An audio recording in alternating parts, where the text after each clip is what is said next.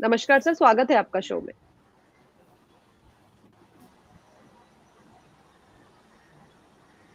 मेरे को लग रहा है थोड़ा टेक्निकल इशू आ रहा है चंद सुराना सर की तरफ से। एक बार आपको मिलवा देते हैं गुड विकास मॉर्निंग। बगरिया जी से। Good morning sir. नमस्कार सर, स्वागत है Good आपका morning, शो में। good morning, Kanchan ji. Thank you for inviting me on your show. Good morning. जी, Good morning, Kinder ji. Good morning, Pankaj ji. Good morning everyone. ठीक है sir, बाजार कैसा लग रहा है?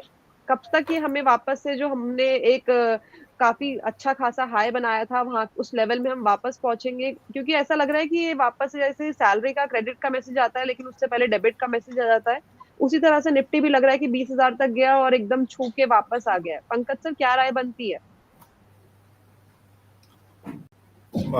जी मैम, जहाँ तक बैंक निफ्टी और निफ्टी का सवाल है, मैं बैंक निफ्टी से शुरुआत करना चाहूँगा कंचन जी। देखिए, पहले सबसे इम्पोर्टेंट चीज़ है कि एक टेक्निकल बाउंस बैक हम लोगों को देखने मिल सकता है। रीज़न बीइंग कि हम लोग पहले ही ओवरसोल्ड जोन में जा चुके हैं। जो पिछले 2 हफ्ते की जो तेज़ी थी, वो पिछले 5 से 6 दिन सेशंस के अंदर वो पूरी की पूरी खत्म होकर बाजार जो है वो नीचे ड्रैग डाउन हो चुका है अच्छा खासा। अब एक पुल बैक रैली देखने मिल रही है। जो इम्पोर्टेंट डेटा बैंकिंग से रिलेटेड थे, जो फेड का एक आउटकम आना था, उसके बाद में बैंक ऑफ इंग्लैंड का आना था और फिर बैंक ऑफ जापान का आना था, ये सारी चीजें हो गई। और सबसे बड़ी दुविधा ये है कि यूएस अगर आगे दरिया पीछे खाई वाली सिचुएशन है। अगर इंटरेस्ट रेट बढ़ा दे तो तकलीफ है और ना बढ़ा दे तब भी तकलीफ है। एक जगह पे इन्फ्लेशन हिट होगा और दूसरी जगह पे जो है कि इक्विटी मार्केट कोलैप्स होने के काफी बड़े चांसेस है। तो मतलब बड़ी दुविधा में है। तो एक टेक्निकल पुल बैक रैली हम लोगों को देखने मिल सकती है। दूसरा रीजन उसके पीछे फिन निफ्टी का भी है। आज एक्सपायरी है। We have already entered into the last week of the month, so वो एक्सपायरी है। अभी बैंक की एक्सपायरी एक दिन आगे चली गई है क्योंकि हम लोग मंथली एक्सपायरी में है। तो कुल मिलाकर थोड़ा सा टोन जो है वो आज स्लाइटली पॉजिटिव लग रहा है। मैं रिपीट करता हूँ, स्लाइटली पॉजिटिव लग रहा है। मैं बहुत ज्यादा बुलिश नहीं हूँ, बट डेफिनेटली एक अच्छा खासा पुल बैक देखने मिल सकता है यहाँ पे, वो भी इंट्राडे पर्सपेक्टिव से। और निफ्टी अभी डे हाई बना चुका है और निफ्टी के अंदर मोमेंटम अच्छी खासी लग रही है। डाइकोटमी है कि यहाँ से निफ्टी ज्यादा अच्छा परफॉर्म करेगा और बैंक निफ्टी लगता है कि कंपैरेटिवली थोड़ा कम परफॉर्म करेगा। डेटा भी सब 45,000 से कल से वही स्टैग्नेंट लेवल पर है। तो वो एक थोड़ा सा चिंता वाली बात लगता है मेरे को। जी, ठीक है। तो सर ने बता दिया है कि हमें बाजार में क्या कुछ करना चाहिए और ओवरऑल राय क्या है। ठीक है, हमारे साथ एक मेहमान और जुड़ चुके हैं, उनसे भी आपको मिलवा देते हैं। नमस्कार सर, स्वागत है आपका शो में। थैंक यू सो मच कंचन। जी, ठीक है। अब चलते हैं सीधा चंद्र सुराना सर के पास। सर, हमें बाजार में तेजी कब देखने को मिलेगी? फेस्टिव सीजन की शुरुआत हो चुकी है लेकिन हम देख रहे हैं डेली बाजार एक लाल निशान के साथ जाके बंद हो रहा है। कल हालांकि हरे निशान पे बंद था लेकिन वो भी काफी मामूली सी तेजी थी। और आज अगर मॉर्निंग में देखें तो उसमें हमें वापस से एक बाजार में डाउन ट्रेंड देखने को मिला। कब तक चलेगा सर ये? रंजन जी, ये जो गिरावट है शायद और एक 100 पॉइंट की निफ्टी में बाकी है और बैंक निफ्टी में ऑलमोस्ट 200 पॉइंट की बाकी है। वहां से आपको स्ट्रॉन्ग बाउंस बैक मिलना चाहिए। हो सकता है आज सेकंड हाफ में आप अच्छे खासे ग्रीन पे क्लोज हो। और आप अगर आप एग्रेसिव ट्रेडर हो तो आप बैंक निफ्टी का 44,400 का कॉल बाई करें। जब अप्रोक्सीमेटली जब बैंक निफ्टी 450 से 500 के जोन पर आ रही है स्पॉट लेवल पे, तो आप 44,400 का कॉल बाई करें। 50 पॉइंट का स्टॉप लॉस लगा ले। छोटा सा रिस्क होगा, वहां से आपको अच्छा रिवॉर्ड मिल सकता है इंट्राडे में भी आज के लिए। और अगर जो आपकी पोजीशन प्रॉफिटेबल है तो उसको कैरी भी करे कल के लिए। जी, हो सकता है आज और कल आपको बाजार में हरियाली दिखाई दे। जी, ठीक है सर। देखेंगे कि आज और कल हमें बाजार में कितनी ज्यादा हरियाली देखने को मिलती है। उसके बाद अगले जो ट्यूसडे आपसे वापस से मुलाकात होगी उस दिन इस विषय पे जरूर चर्चा करेंगे। ठीक है, विकास सर के पास चले सीधा। सर, कैसा लग रहा है बाजार का मूड और इम्पोर्टेंट सपोर्ट लेवल्स कहाँ पे देखने को मिल सकते हैं सर हमें? देखिए कंचन जी, बाजार का टेक्सचर वीकली और मंथली चार्ट ओके है, खराब नहीं है। बट ये जैसे ही 19,000 20,000 के नीचे आया तो एक सेलिंग प्रेशर से इसमें है और अभी भी सेल ऑन राइस का ही बाजार दिख रहा है। मतलब अब ऐसा सिनेरियो में बाजार अटका हुआ है, इसको हम लोग बोल सकते हैं कि बाजार खुद के लिए एक दिशा खोजने की कोशिश कर रहा है। नीचे 19,600 का जो जोन है, 550 600 का जोन, ये निफ्टी फ्यूचर के लिए एक सपोर्ट का काम कर रहा है। और हायर रेंज में मैं बाजार में बाई का सिनेरियो तभी रखूंगा जब निफ्टी फ्यूचर 19,850 के ऊपर मेंटेन कर जाएगा। 850 के ऊपर अगर मेंटेन करके कोई भी 30 मिनट्स या 15 मिनट्स का कैंडल अगर एक क्लोजिंग दे देता है तो then I will try to go on a longer side. Else अभी तब तक जब तक नहीं हो रहा तब तक थोड़ा वेट करिए, या तो सपोर्ट टूटे तो नीचे के लेवल्स खुलेंगे तो उसके लिए फिर वैसे पोजीशंस बनाने होंगे। बट अपसाइड रेजिस्टेंस जब तक कैप्ड है तब तक उस रेजिस्टेंस को सम्मान देना चाहिए और उस रेजिस्टेंस के ऊपर ही चले तभी प्ले करना चाहिए। ये बात हो गई निफ्टी की।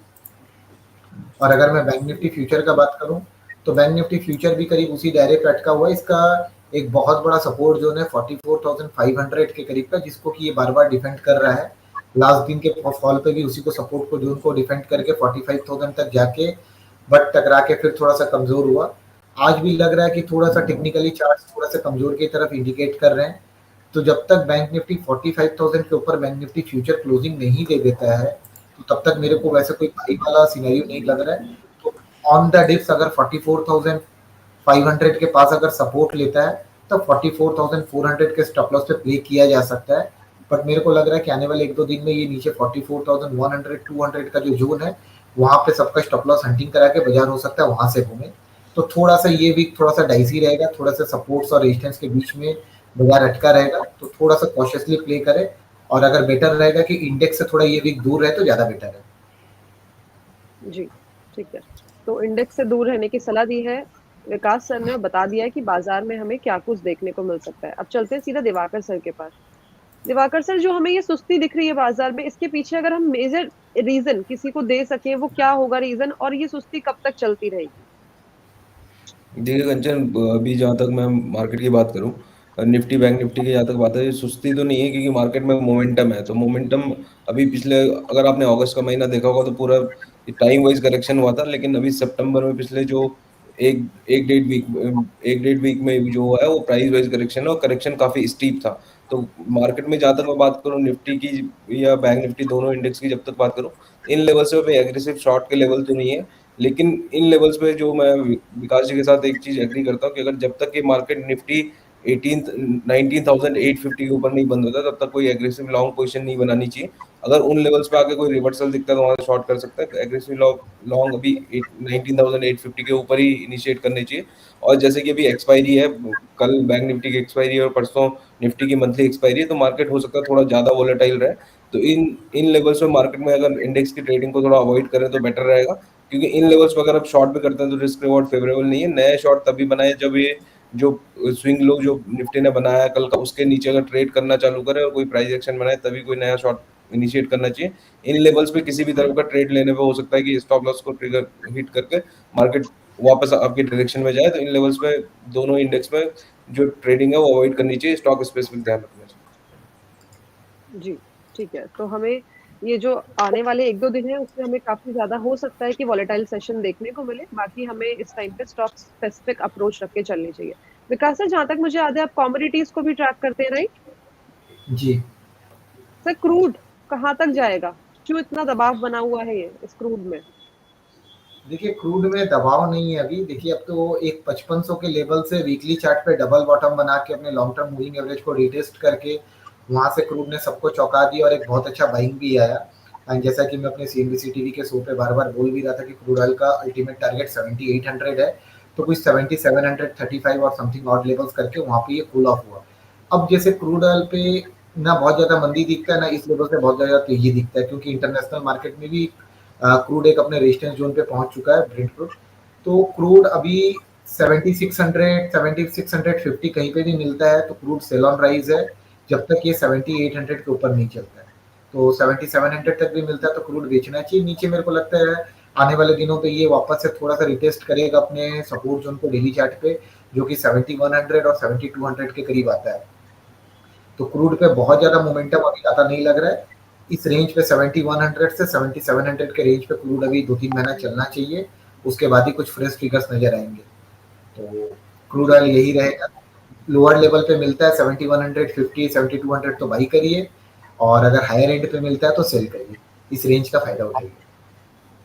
जी ठीक है, तो क्रूड पे राय ले ली है। पंकज सर, सीधा आपके पास आते हैं।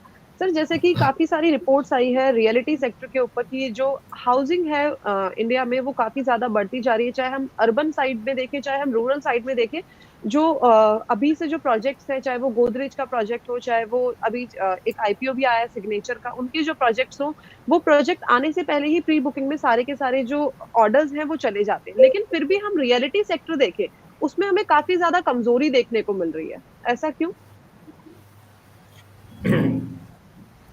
जी कंचन जी, देखिए सबसे इम्पोर्टेंट बात ये है कि हम लोग अभी आपने जैसी बात करी है कि रियलिटी सेक्टर के अंदर थ्रू आउट द, मतलब जहाँ पे आप 2 टियर सिटीज देख लीजिए, 3 टियर सिटीज देख लीजिए, मेट्रोज देख लीजिए, कहीं पे भी, तो सारी जगह में एक अच्छी खासी मतलब लोकल पार्टिसिपेंट्स की काफी ज्यादा इन्वॉल्वमेंट है। और जो बड़े हब्स है वहाँ पे आईटी वाले रिलेटेड होंगे या जो नौकर पेशा लोग हैं जहाँ पे उनकी सैलरीज और सेविंग्स का काफी कोऑर्डिनेशन होता है वहाँ पे, तो उस हिसाब से। लेकिन अगर टेक्निकली अगर पार्ट हम लोग देखते हैं यहाँ पे, तो आज चार्ट्स के ऊपर भी रियलिटी सेक्टर के अंदर एक अच्छी खासी ब्रेकआउट देखने मिली हुई है।